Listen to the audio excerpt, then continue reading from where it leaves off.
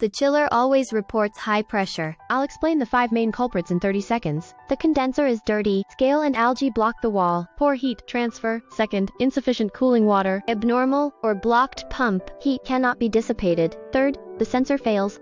Pressure and temperature readings. Fourth, too much refrigerant and the liquid level is high. Condensing efficiency drops. Fifth, non-condensable gas is mixed in. Inaccurate pressure reading. Self-check tip. Look at scale, test water resistance, sensors, and stop. Check the pressure and gas. Quickly collect. You won't worry about high pressure.